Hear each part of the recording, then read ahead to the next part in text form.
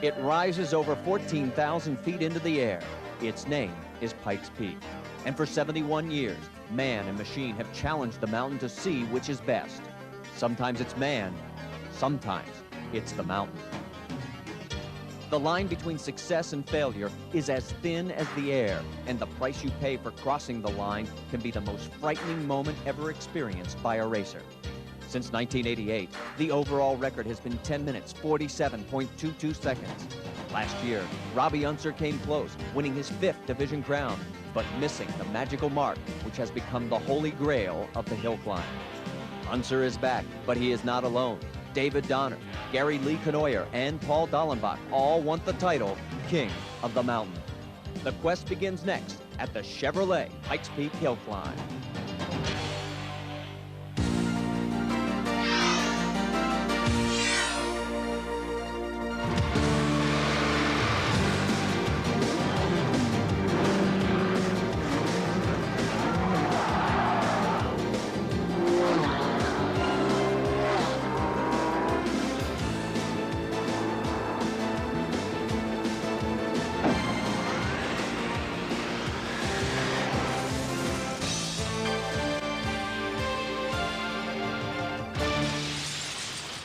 ESPN, the world leader in motorsports coverage, welcomes you to Colorado Springs, Colorado for the 71st running of the Chevrolet Pikes Peak Auto Hill Climb.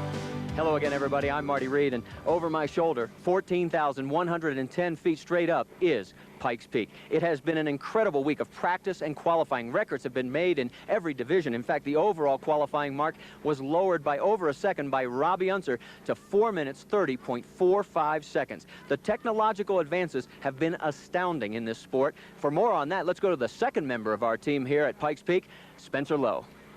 The evolution of technology here at Pikes Peak over the last 71 years is incredible. Turbocharger systems, fuel injection, two-wheel drive, four-wheel drive, wings. They even have cars specifically built for Pikes Peak. The largest gains have been in the area of wings. Some of the teams have wings large enough to produce 1,000 pounds of downforce at 50 miles an hour. In the past, drivers have been able to change their air-fuel mixture as they go up the hill. The problem with this? They're too busy. It normally doesn't happen. The solution? A computerized fuel management system. This system analyzes atmospheric conditions 32,000 times a second and makes the adjustment. That's right, 32,000 times a second. The one factor no one can control is the weather. We're here at the 10-mile marker, and it's beautiful. Let's check in with the third member of our team, Bart Kendall. He's 7 miles further up the course. Well, thank you, Spencer. I'm about 3 miles from the summit at a place they call the Bottomless Pit. More on that name in a moment. Well, I think weather is going to play a major factor in the outcome of this race for a couple of reasons. First, it's extremely windy in the upper sections of the track with gusts of winds moving up to 50 miles an hour. This is really going to move the cars around as they go through the higher speed sections of the course, especially those open wheel cars with the big front and rear wings. Secondly, the extremely dry weather conditions we've had over the last several days, combined with the calcium chloride that's been laid down on the track to eliminate the dust, has made the track lightning fast. We had several track records during qualifying, and there's actually a rubber groove laid down on the track that has it behaving more like asphalt than on dirt. So what does this mean with the wind gusts and the higher speeds? Well, the danger level is definitely higher this year. And if you look off to my left, a mistake right here, and it's a long way down to Manitou Springs and civilization. Now you know why they call this the Bottomless Pit. It's 4,000 feet straight down to Manitou Springs. You're looking at Glen Cove. That's the halfway point on the race course. And those little white flakes you see, that's not snow on your TV screen. That's snow at Pikes Peak on July 4th. The temperature at the summit, 34 degrees. It is 50-mile-an-hour gusts, as we pointed out. Let's give you an idea of how far this course really goes. 12.4 miles. The start at 9,390 feet. The Glen Cove halfway point at 11,440 feet.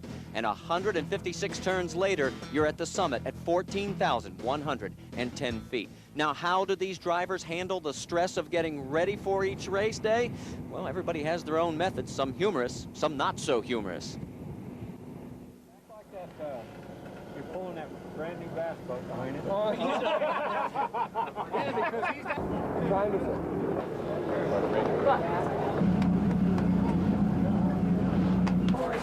You did. Another great day, huh?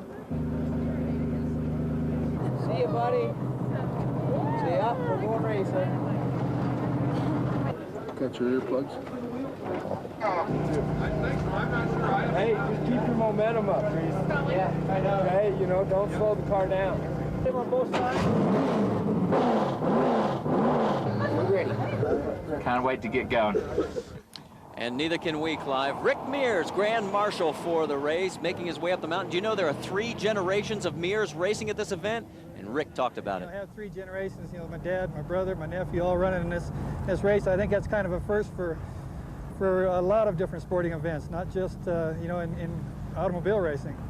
So it's really it's a great opportunity, and for me to be able to be back here, to be as Grand Marshal of the event, and, you know, to be with Chevrolet and to run the Corvette up the hill, brings back a lot of great memories, a lot of fun. And Rick brought back a lot of great memories for all the fans as well. Bill Mears made some memories of his own. He was the first truck off the line this morning in the Dodge T300. Now this is high-performance showroom stock truck. This is a V10 power plant in here, and Bill made it plain and clear he loved racing with his family. I tell you, it's something else just for all 3 of us to be in the same race. It's really something. A lot of fun. I've raced with my sons all the time, so that wasn't no big deal, but then to be able to come back and be with a grandson is really special. Well, the 3rd generation of the Mears gang had a little trouble here, Spence. Yeah, he was getting sideways. He's trying as hard as he can. It's loose.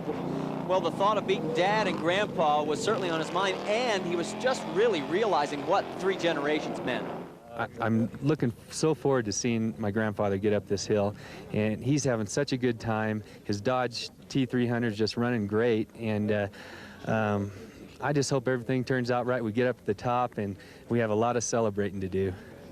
Well, then it was Roger Sr.'s turn, and of course he was stuck in the middle. Did he give away all his secrets to his son? Did he get all the secrets from Dad? This was really interesting as the Mears gang was doing battle in showroom stock. Well, remember, these are totally showroom stock trucks, so they appear to be going very slow, but they're going as fast as those trucks are capable of going, and that's a steep hill. Just adding the roll cage, and the rest of it was showroom stock. For Roger, a memorable moment. And my dad, the guy that started this whole thing and taught me everything I know about racing, in front of me, and then my son behind me that I passed everything on to him, almost everything.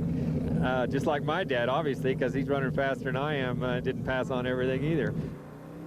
So the tricks of the family will stay within the family, and not all of them will be shared, obviously, but as we get up towards the peak, the power drain on these vehicles as we see the time for Bill Mears Sr. at 15 minutes, 17.4 seconds. And here is Junior still working his way in close to the edge. What a great shot that is, just looking out into space. I don't care if you're 64 years old or 22 years old, it's got to be a rush. So he makes the corner and luckily does not take us over the edge. Thank you, Mears Jr. Appreciate that very much. And as we work our way to the top of the mountain, Mears Sr. is not, he's going to get dusted by his dad. Oh, but he held back. He held back. He didn't show him everything. Well, what about Mears Jr.? Could he beat Grandpa? Whoa, no way. He's going to beat Father, Roger Sr., but he's going to cross the finish line in a time of 15 minutes, 38.5 seconds. So Bill Mears Sr. at age 64 takes home the trophy. Speaking of son Roger, he drove at the Indy 500 with Rick Mears, as did all these others, as well as driving here at Pikes Peak. That's a pretty select crowd to be in. Stay with us. When we come back, we'll get into more action at the 71st running of the Chevrolet Pikes Peak Auto Hill Climb from Colorado Springs, Colorado.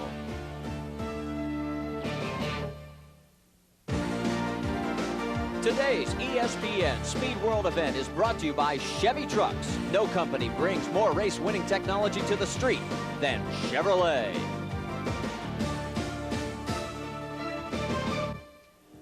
Talk about the family trees that race at Pikes Peak. Bobby Unser, a 9-time winner. In fact, he won 6 years in a row. He really knew how to drive up this mountain. And now his nephew, Johnny Unser, the son of Jerry, is about to take off as we get ready to race in the stock car division. And these guys can really fly, Spence. Yeah, they really can fly. And remember, what they're trying for is 12, 15, 49. They don't really care about anything else. This record's held since 1986, and that's #1 on their priorities. And Johnny Unser takes the green flag. You see he qualified 8th at 5 minutes 39.61 seconds. He is now on course for his chance to take over the lead and the championship in the stock car division. Now Johnny comes into today's race living in Sun Valley, Idaho, age 34. He's been driving 15 years, and this is one of the alternative powered vehicles. This vehicle powered by natural gas, Spence. Well, you know, they're trying so many different things here at the Hill, and that really is what this is all about. Getting these new technologies out here, seeing what they can do to develop these cars. Already on course, Roger Warden, he qualified 4th, and he has had 7 top 10 finishes in 8 attempts at running Pikes Peak. Talk about consistency. Roger Warden, one of those guys that we have to keep our eyes on. Look at the track conditions this far up. We're up in the W's. This is about 16 miles high, or 16 miles up the road, actually, and he is laying rubber down as we now move further back down the mountain to catch Lynn Cowan. He was 2nd in this division in 1992 and looking very good in this section. Yeah, he really is, and you can see there actually is a line going on there. You can see the black down there. That is the line of the course, and these guys are sticking right on it. And boy, that car's working really nice right there. And back on board with Johnny Unser here, and he not getting a lot of fishtail action there, so getting some good power down. They've been down on horsepower, though. Back to the top of the mountain. This is Roger Warden, just a few turns away from taking the checker flag. He's going to set the mark to beat as he crosses the finish line. Does not get the record at 12 minutes, 22 seconds, and some change. Back on board with Johnny Unser. He's working his way. Whoops, getting a little sideways there. Come on, Johnny. Johnny, don't do these things. It gives us guys in the booth here a little heart failure because we feel like we are riding along with you at this point.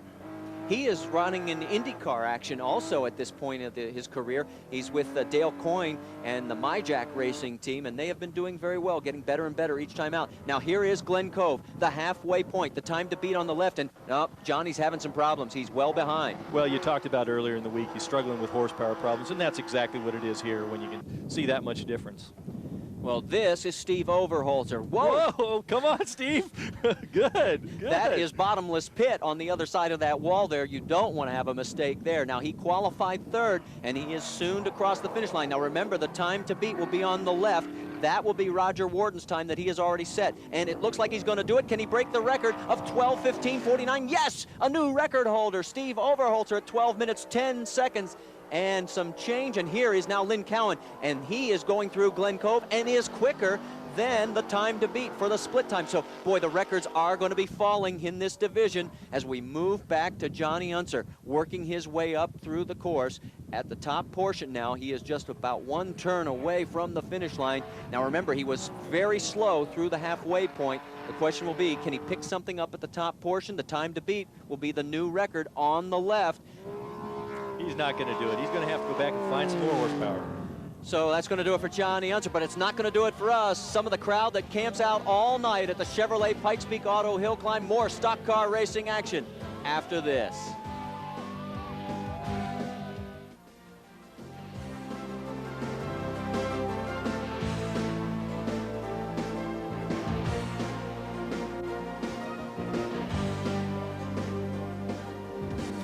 At the Chevrolet Pikes Peak Auto Hillclimb, Marty Reed along with Spencer Lowe, and that is Lynn Cowan. The red dot shows you he is in the W's and working his way up the course. Now remember, the time to beat right now is 12 minutes, 10 seconds, and some change. That is a new record set by Roger Warden. Question is, can Lynn Cowan beat it? And so far, he seems to be on a good run. He was quick through Glen Cove. Now back at the starting line, Gay Smith, hometown right here in Colorado Springs, Colorado, is getting ready to take the starting line. And here comes Gay. Now this man qualified 2nd at 5 minutes 18.92 seconds, and his best stock finish back in 1988 when he finished 2nd. And last year he ran into some trouble here, but boy, he is on it now. Boy, he wants this bad. You can tell. He's trying as hard as he can, and he wants, see, he's got a little, he's pushing, going in that corner a little bit, sliding around there. Mistakes like that, that's going to cost him the record. Well, it could. The question is Lynn Cowan going to grab the record? Now, notice how much black has been laid down on the race course. They have been using calcium chloride to help keep the dust down, and it has also helped make this track very, very fast. As we've seen, the records are beginning to fall like the dominoes. 12, 10, 50, he is going to do it. Lynn Cowan has broken the record for the second time today. And now, back at the starting line, Woodland Park's Leonard Vaschholz. This guy is 6-time stock champion. Whoa! Whoa! He knows that record's out there. Well, he set a record in qualifying as the #1 qualifier, and he is taking that Ford Probe to the max. He really is. He's trying as hard as he can. He knows that that record's out there. Conditions couldn't be any better, and he's going for it. Look at that corner. Perfect, perfect corner. Now remember when Gay Smith went through there, he was staggering and pushing. And here is the time to beat on the left. Boy, Gay Smith has picked it up. Can he do it? Yes. At 96 miles an hour, he's at 5:01.60. That's the quickest through Glen Cove so far. So he did make up for that mistake, and he's still on a record run. Oh, this is unbelievable how fast they're going up this hill. But you can see that groove is just set in the track now. Oh, and there is Leonard Vaschholz. Hooks the tire, but notice the power still pushing him up the mountain. Well, that was absolutely perfect. You could see he held the corner tight all the way through. The power was down, no bobbles, looking great. Now this is Gay Smith. Great view from up above. Now, as we look at this race, we should point out there is a move by environmentalists and some other people, and it's being considered by Colorado Springs city government to pave the peak, and it has become a very big issue. We'll bring you up to date throughout the race on both sides of the issue. Now, here is Leonard, and whoa, this is incredible. 4:58.13. He has just told Gay Smith, buddy, you better have some more power at the top because I'm coming after you. Well, believe me, Gay knows he's right on his tail, too. I'll tell you that. This is Gay Smith. This is the top portion of the W's. And look at the way the car's coming through. Very nice there. Oh, yeah, Gay is on the throttle. There's no doubt about that. He knows that if he's going to make it up this hill, no bobbles, stay on the throttle. See, he's got a little bobble there. He's going to have a hard time breaking the record with that kind of situation. He may break it, but the question is, will Leonard crush it? I mean, the pace that he is setting is quicker than he set in qualifying. Here he is, up above, looking down into the lower section of the W's. Look at how perfect he took that corner. Now, we got a record pace here. This is going to be a new one. This is absolutely the most exciting stock car race this mountain has ever seen. And Vaschholz looking for #7. Now there, he got a little sideways. Yeah. Scrubbed off a 10th or two.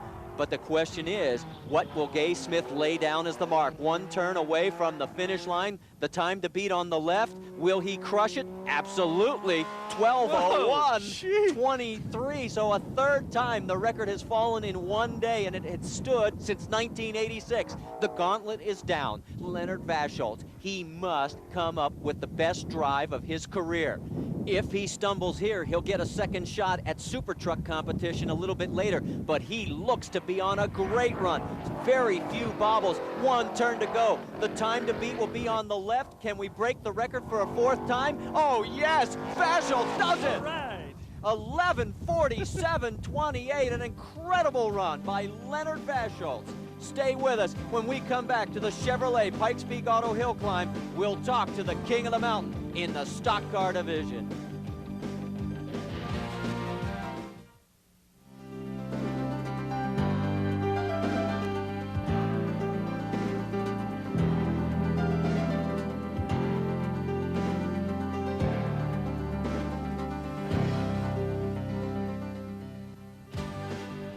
It was Ray Lenz who went up the mountain in that time in 1916 in a Romano Demon Special. Marty Reed and Spencer Lowe at the Chevrolet Pikes Peak Auto Hillclimb, and Leonard Vaschholz has just covered that distance in 11 minutes 47 and some change, and that is incredible. Well, he absolutely shattered the old record. 12:15, unbelievable. Well, our man at the top of the hill, still a little bit cold, is Bart Kendall. Bart has caught up with the winner. I bet you Leonard's not cold. All right, Leonard Vaschholz, the victor in the stock car division, I guess for the 7th time in your career? Yep. That's right. And he has work cut out for him because three other guys actually got another track record, but you had enough and you shattered it by 30 seconds. Did you think it would be that difficult? Well, I felt we'd have to set a record to win the course today because the Pikes Peak Highway people and Tom Gaylor, the foreman, have got this road in excellent condition, but I didn't know I could shave 30 seconds off of it. But I made a few little mistakes in qualifying with charging the corners a little too hard, and I said smooth and smart's the way to get up here, and my race car was handling perfect, and I'm just totally happy. Well, Robbie Unser's got to be happy, and that man in the foreground, Gary Lee Canoyer. They now know that the mountain is giving up a record-setting day. Whoa, trouble for David Donner. The word is that they had an accident coming up to the starting line area. The throttle's stuck. That's got to do wonders for your confidence, and it looks like they've got some damage on what looks to be the front left section. Yeah, they have damage to the control arm. The biggest question is, what damage does it do to the psyche of David Donner? Well, it takes your confidence level and lowers it quite a bit. But if we can just get it to stick again, and as long as I can pull it back, I don't have a problem with it. But if I can't pull it back, that's when it becomes a little frightening.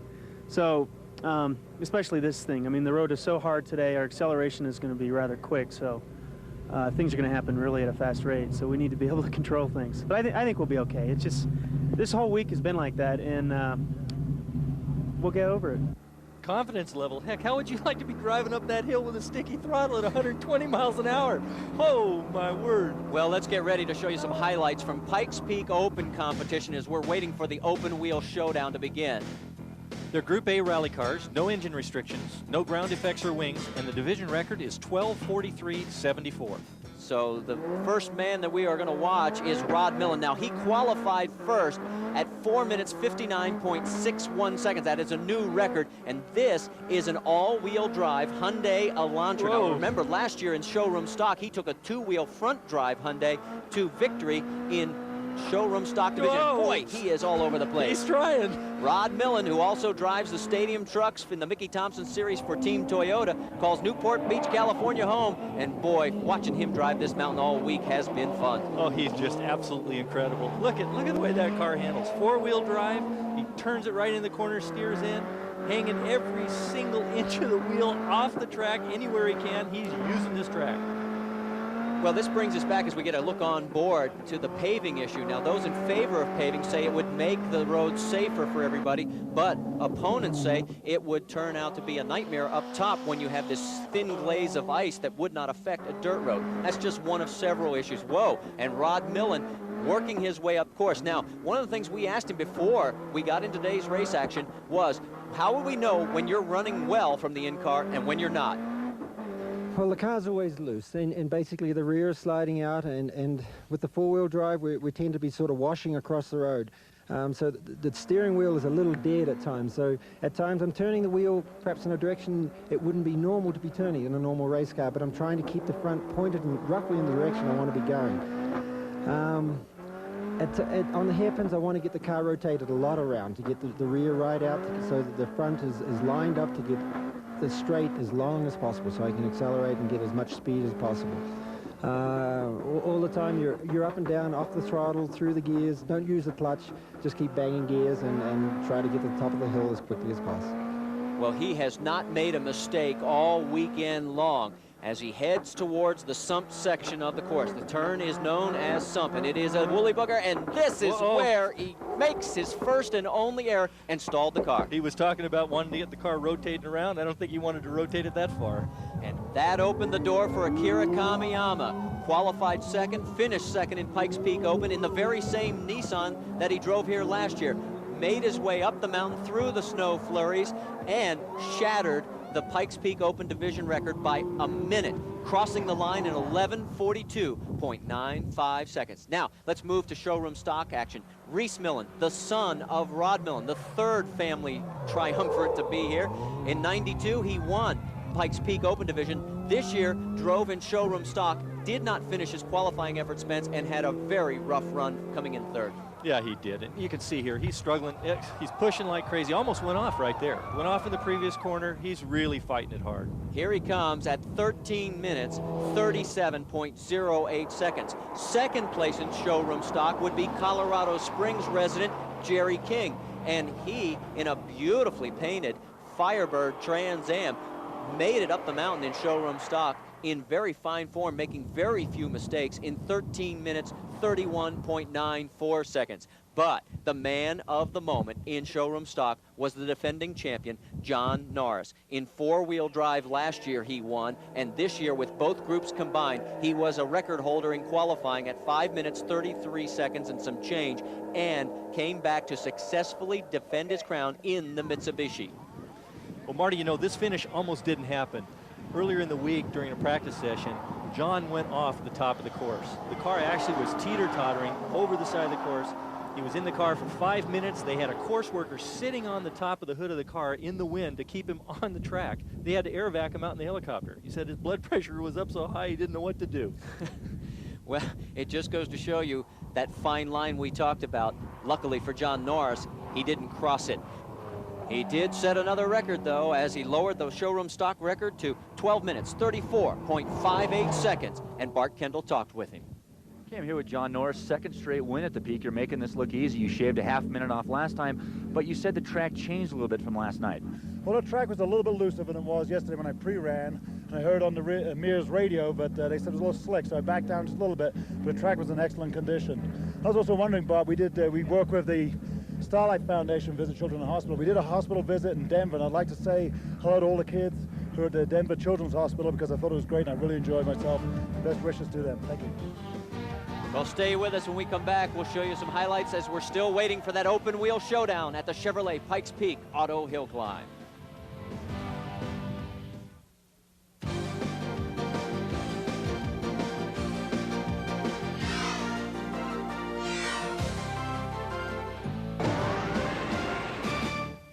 Marty Reed and Spencer Lowe along with Bart Kendall back at the Chevrolet Pikes Peak Auto Hillclimb, and it is a record-setting day in Colorado Springs, Colorado, and we're getting ready to show you highlights from super truck action. They got to be stock body. Two-wheel drive must equal 8 pounds per cubic inch. Four-wheel drive equals 9 pounds per cubic inch, and the division record is 12:16:69. And it was set by Clive Smith. This was Leonard Baschholz. Remember, he had won his 7th stock car title, and now he was trying to make it a double for the day in Super Truck. Remember also, if you were with us last year, this truck was a handful for Leonard, and he was unable to finish the run. Well, obviously, watching him go through this corner, he solved his push problems, but I'll tell you, he and Clive have been battling it out all week long, one back and forth, section after section. Well, this is the man to beat after qualifying, Clive Smith from Orange, California. He's in a four-wheel drive Chevrolet. Now remember, Leonard is in two-wheel drive. He's in the Ford. So there's the record for qualifying at 5:13 flat, and Clive is going to give us a ride that you will not soon forget as we get very close to the edge. This makes me nervous every time I see that section right there. It just, woohoo, hang on, folks, we're going for a ride. Now, these two were the class of the field, and you were right. All week long, it was simply a matter of who was going to be quickest on race day because you could throw a blanket over their times. Boy, look at him. He's using every inch of the course. In fact, he drove right through that corner. You saw Baschholz go through there. He was sliding around the corner. So this, what a difference the two-wheel drive and four-wheel drive makes. Now, I don't know which is better, but it's a difference. Well, the guy said during the week that at 104 miles an hour, Leonard obviously has got two-wheel hooking up very well. Lifting a wheel, he's going. But notice, with the two-wheel drive as compared to the four, that tail end does come out. But the guys were saying they thought the new surface with the calcium chloride reducing the dust and also making it a real hard-packed course was favoring the two-wheel drive. And it would prove itself out as we worked our way up the mountain. Now remember, 104 for Leonard. What would it be at this same point at the picnic grounds? 96 Wow, what miles a an hour. difference. What a difference. And here is Leonard at the split at Glen Cove. He came through in a time of 5:14.14. Could Clive match it or beat it? Well, you can see again, he's sliding that back end around a little bit. The surface of the road with all that rubber down, he's getting hooked up. There's no doubt about that. Well, one of the things we can watch is the way Clive is handling the truck with the four-wheel drive. We talked to him before the race at what we should look for as a viewer as we're watching him drive so close to the edge. Basically, how much work it is, I guess, when you're steering the car and when you're going that fast. It really, in some points of view, it doesn't look fast because of the four-wheel drive. The car doesn't get sideways a lot. So you're not constantly thrashing backwards and forwards on the steering wheel, but you are working fairly hard. And probably just the straightness of the vehicle in the corners, the very little amount of sideways slides through the corner. Boy, and look at how close he's coming to the edge. Now, this is Glen Cove. Now, remember, the time to beat on the left was Leonard Vaschholz, and he did it.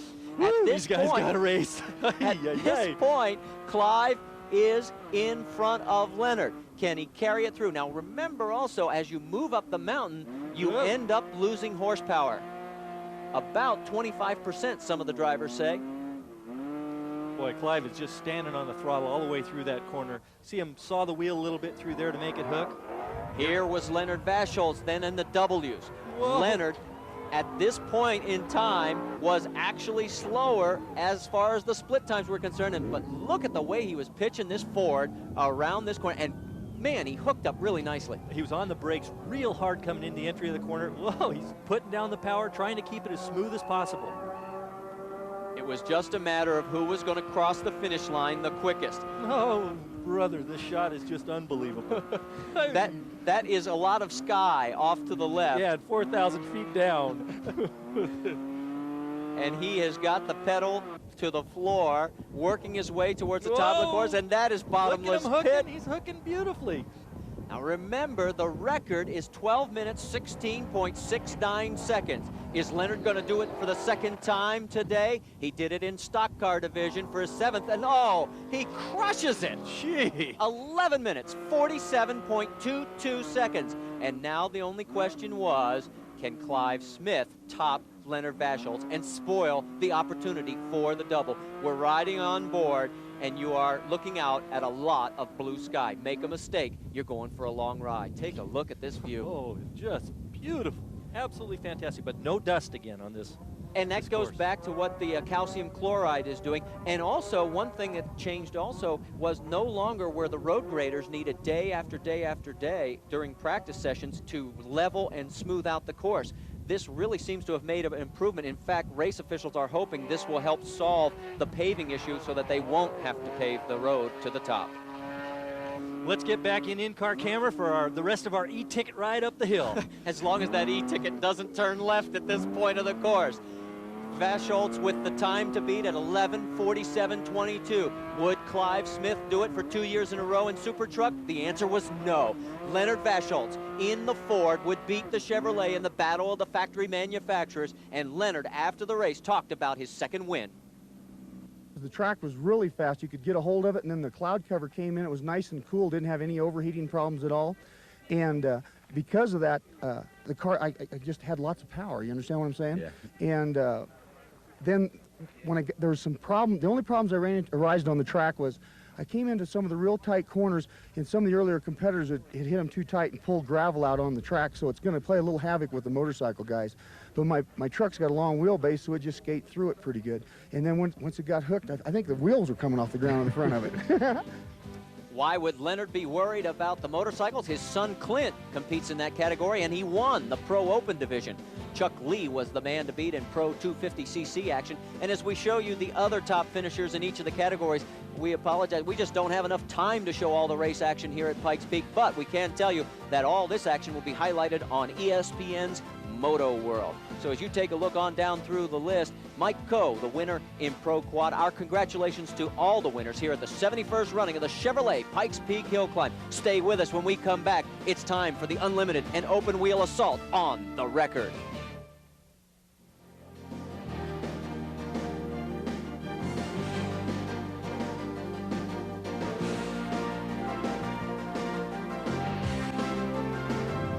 Marty Reed, Spencer Lowe at the Chevrolet Pikes Peak Auto Hillclimb, and that is Nobuhiro Tajima, and he is in an unlimited twin-engine Suzuki, and he does have a shot at the overall record.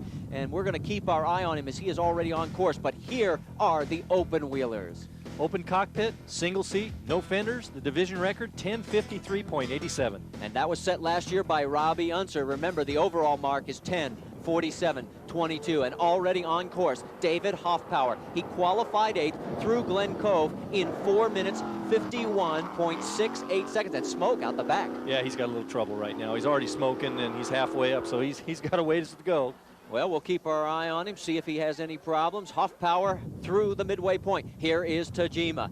He was first in the Unlimited division last year. Remember, this is a twin-engine Suzuki, and see where he sits? Right in the middle. Well, he's a rally driver from Japan, and this thing's got twin engines. It's putting out 400 horsepower per engine, 800 horsepower. Back to Glen Cove. This is Stan Cosson in the open wheel division. The time to beat on the left, and he is behind the time of David Hoffpower, 4:59.15. So he has some time to catch up, or make up if he wants to catch up to Hoffpower. Speaking of Tajima, and you talked about his rally record, well, in Australia, look at that, first in 91 and 92, and he is getting every ounce of this vehicle. Remember, last year he won the Unlimited division despite blowing a tire at Glen Cove and driving the last half on a flat left rear. Well, watch him, he's using every single inch of the road. Remember, the overall record on the left. Is Tajima gonna do it? He's close, 10:44.22. 10:44.22. Nobuhiro Tajima has laid down the gauntlet to all the open wheel cars. And this is Hoffpower from Black Forest, Colorado. Can he do it? It's an 84 Wells Coyote. They've made adjustments and modifications to the wing, but he's got that smoke, and I'm not so sure that that isn't going to come back to haunt him as he works his way up the mountain. Yeah, it's only smoking out of one side, too, so he's definitely down on horsepower. The engine's giving him some trouble. Here is at the starting line, David Donner. Colorado Springs, Colorado is his hometown. He is a former winner of this event, but remember, he had that stuck throttle. He qualified 5th, and he is going into the new high wing technology for the first time. You know, there's a threshold that you have to go to with the different size wings, and that, I'm not sure that David's got that. Plus, on top of that, he's had so much trouble, and then the trouble this morning, it just, he's got to be struggling, really struggling. Back to Hoffpower as he heads down through Bottomless Pit. Do not turn left, David. It is a long drop. He's still got the smoke, but he's still getting up the mountain at a better rate of speed than you would have thought. Well, the car's working well. He's just down on power. So he's utilizing every inch of the course and doing it as well as he can possibly do. Now, Hoffpower is the first of the open wheelers to cross the finish line, so he'll establish the time to beat, and he's well off the record. He's at 11:45.52. Meanwhile, back at the starting line, that is Paul Dallenbach strapping on the helmet, and the number 92 rolls towards the starting line. Robbie Unser got to be chomping at the bit to get a chance at the record. And don't count this man out. Gary Lee Canoyer doesn't do a lot of talking. He lets his right foot speak for him. The 71st Chevrolet Pikes Peak Auto Hillclimb continues right after this from Colorado Springs, Colorado.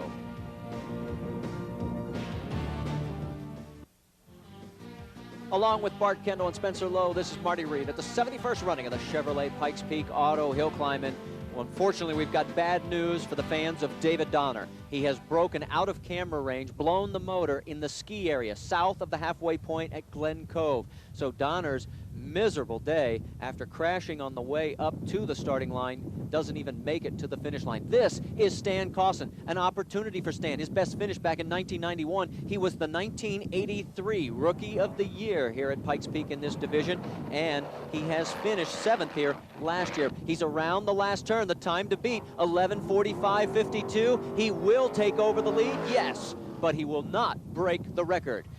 Back at the starting line, Gary Lee Canoyer has to be considered one of the favorites.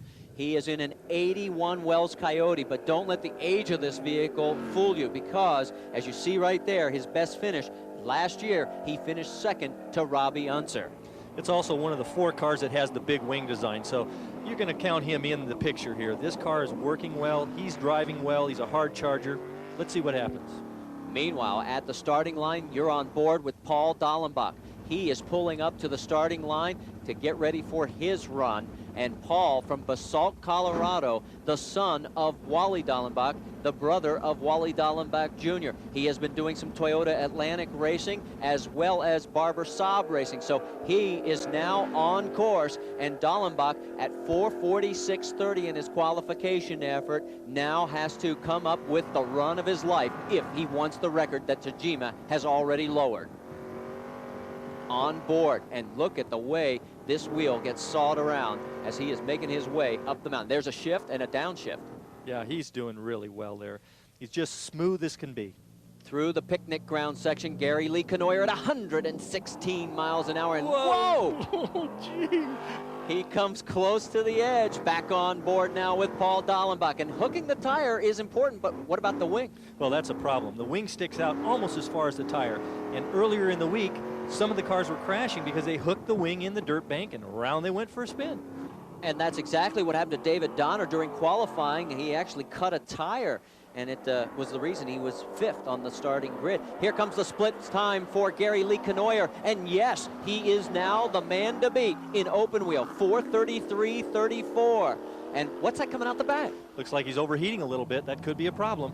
At the starting line, look at those eyes. Ooh. Robbie Unser, as he is ready to go on his assault at 10:47.22. He doesn't care about the division. He came here for one thing, and that is to take home the overall record. And he has been spectacular all week, despite the fact they had problems the first day of practice. Well, look at him. He's just unbelievable. He's using every single bit of that track. He knows in order to get up the hill, he's got to keep that cornering speed up so he can accelerate out of the corners and let the wings do their job. Here we're back on board with Paul Dallenbach. Now, don't count Paul out either. Boy, these guys, they're getting more brave every year that we've been involved here. Stay with us. We will come back to see how this all turns out at the Chevrolet Pikes Peak Auto Hill Climb.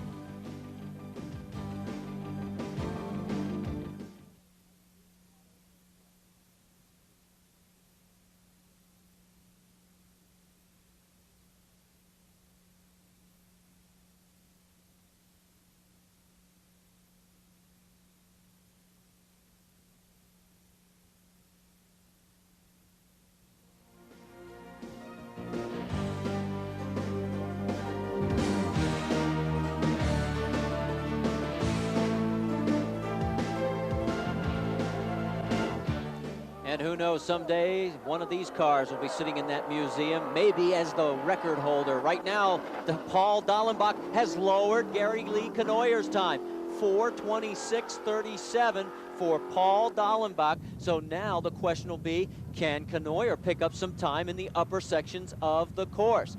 15 years he's been coming to Pikes Peak. His best finish, 2nd place last year. He doesn't look as quick right there.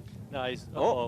Big bobble, missed a shift, missed a gear, who knows what. It just, he's not as quick. I don't know if he's not charging as hard or he's having trouble with the car. Well, maybe a little bit down on horsepower, but look at this shot. Can you imagine? That little speck you see down there is Paul Dallenbach, but you can hear the motor all the way up here. Little speck of the car, but look at the size of the wing. These guys, these are specialty cars, there's no doubt. Here comes Robbie Unser. How fast is he going? Remember, he wants to be quicker in the corners. He doesn't worry. 115, though. That's quicker than he was last year. Look at this young man fly. He has won here 4 times prior. Now, this is Gary Lee Canoyer. Can he make it up the mountain and take over the overall record already set by Nobuhiro Tajima? He's got 1 turn remaining. The time to beat will come up on the left side of the screen. And here comes Canoyer. Wait a minute. Canoyer is over the edge. Oh, no. Canoyer, if he goes another, if he goes another 50 to 100 feet, he's not moving. It's 1,000 feet straight down. Hold on here. Let's see if Gary Lee Canoyer. There, he's moving now. All right, let's catch our breath. And Spence, let's go back. Remember, the winds up here are 50 miles an hour. Okay, you see him coming in the corner. In fact, look at the left front wheel. The left front wheel actually came up off the ground. So the wind blew it sideways and blew it over the side. Oh, brother. Just 1 turn from the finish line, and we'll never know if Gary Lee Canoyer would have broken the record. What we're worried about right now, what a great sign. Oh, thank Gary goodness. is standing up. He's out of the car and appears to be okay. And now look at what happens. If he goes another 50 feet, as the crowd gives him a well-deserved round of applause, he just keeps rolling on down the hill. Now, here is Robbie Unser. The action continues further down the hill. 19 seconds quicker than Paul Dallenbach. 19 seconds. Robbie's on the throttle. He knows the record's in his grasp. He's got to go for it. We're back with Paul Dallenbach as he works his way up the mountain. Boy, he is flying. Now, it's a love-hate relationship with the Unsers. Some people really cheer for him. Others want to see people like Paul Dallenbach, David Donner, Gary Lee Canoyer, anybody but the Unsers win. And they have won so many times. Dallenbach has the last real chance of taking the title away from Nobuhiro Tajima. And here comes Robbie Unser in the lower section of the W's.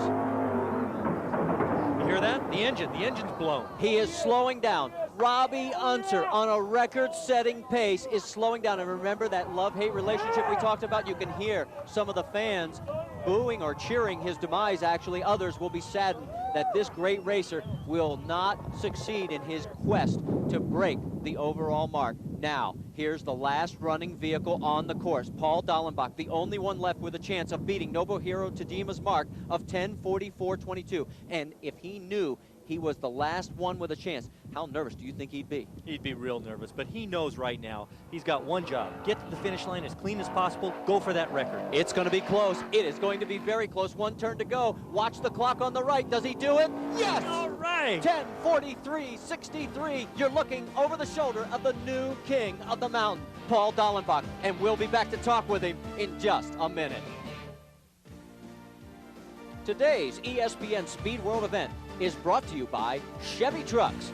No company brings more race-winning technology to the street than Chevrolet.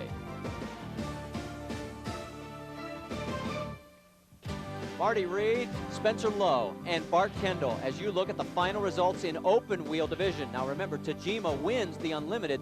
What a record-setting day. Incredible, absolutely incredible, and how disappointing for Robbie Unser. But Paul Dallenbach, excellent job, new record, we got it back. Let's go to the top of the mountain with the winner. All right, you're looking at a very extremely happy young man here, Paul Dallenbach. Not only won the open wheel division, but beat the overall track record that stood since 1989. It was broke earlier today by the Japanese driver Tajima. Paul beat him by 0.6 of a second. Did you have any idea you could beat the overall record? No, I had no idea. It's incredible. It's great to have an American manufacturer on top. Chevrolet. I want to thank Goodyear. I mean, the tires were perfect the whole way up. I just can't believe it. I mean, I had no idea. I get up here, I was like, well, it was an okay run. Once I learn how to drive this thing and once I figure out where the road goes, I think we'll really kick some butt. Well, you can tell who's been up there all day. The lips are frozen on Bart Kendall, but not Paul Dallenbach. Let's go back to Gary Lee Canoyer's crash. We want to update you on Gary. See the wheel lift up, over he goes. He is so lucky. Look at how jagged the rocks are. The car's on this lid. Oh. Well, let's hear from the man himself. That wouldn't run all the way up. Finally right there, it finally lit up and gassed it and went out of control. Just couldn't handle it. One of them things. Okay otherwise, buddy? You bet. I made it. And we're glad you did. He made it back to the finish line, albeit on foot. Here is Robbie Unser as he was pulled back down to the starting line area. We caught up with him and found out what went wrong. I've heard you talk about this mountain has its own mystical ways of coming up and humbling you. Oh, yeah. Pretty humble? Oh, yeah. I tell you, I think that really not. To be quite honest with you, God's been so good to me up to now. I mean, Al Jr. used to tell me, son, as lucky as you are on this place, the only thing left for you to do is die there. In other words, it's all or nothing. We had a heck of a run today. The record was going to fall.